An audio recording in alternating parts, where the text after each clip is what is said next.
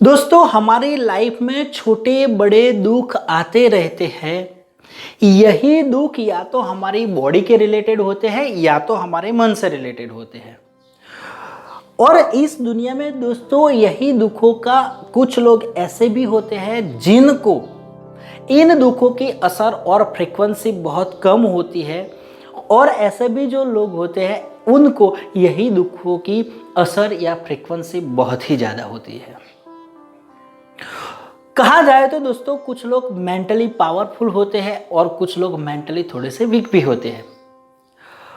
तो दोस्तों ऐसे दुखों की फ्रीक्वेंसी घटाने के लिए और अपने मेंटल पावर को बढ़ाने के लिए ऐसा क्या होता है हमारे अंदर कि जब हम में ऐसे दुखों का सामना करना पड़े तो हम मेंटली पावरफुल रहे, मेंटली पॉजिटिव रहे और डिसिसिव रहे।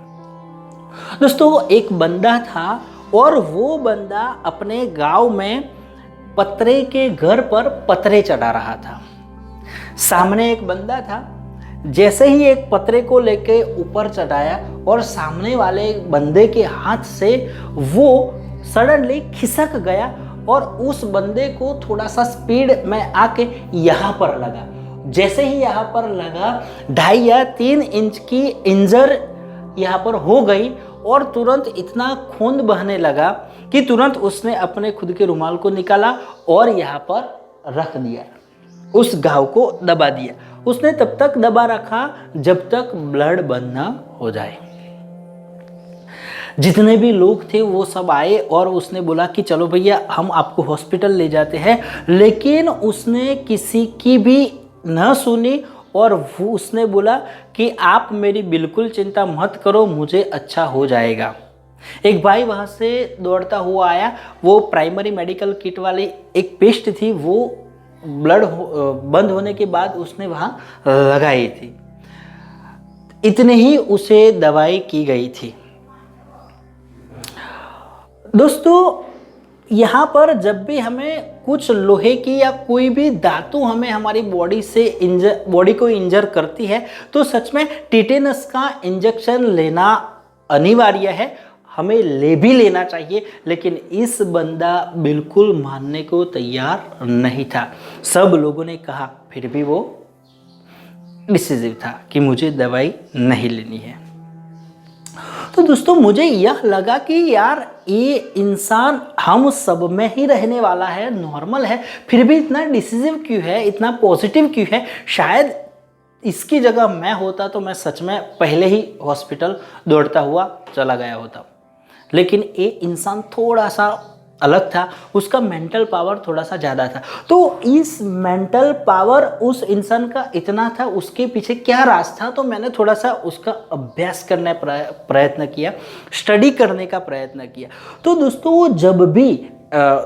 वो एक बिजनेस कर रहा था और जब भी वो सामने वाले पार्टी से बिजनेस के संबंध में जब भी डील करता था, मान लो कि डील 20,000 की हुई कि मैं आपको एक काम 20,000 रुपये में पूरा करके दे दूंगा, और जब काम पूरा हो जाता था और सामने वाली पार्टी मान लो कि 19,000 दे देती थी या 18,000 दे देती थी, तो भी यह इंसान खुशी खुशी ले लेता था। दूसरे नंबर पर दोस्तों जब भी कोई अच्छा कर्म करना था, अच्छा कोई कार्य करना होता था और सब फ्रेंड्स को मिलके करना होता था और पैसे इकट्ठे करने होते थे, तो इस इंसान के पैसे सबसे ज़्यादा होते थे। तीसरे नंबर पर यह व्यक्ति जब भी किसी को हेल्प करनी होती थी तो वो पूरी हेल्प करता था और कभी भी रिटर्न में कोई भी किसी भी प्रकार का स्वार्थ रखता नहीं था।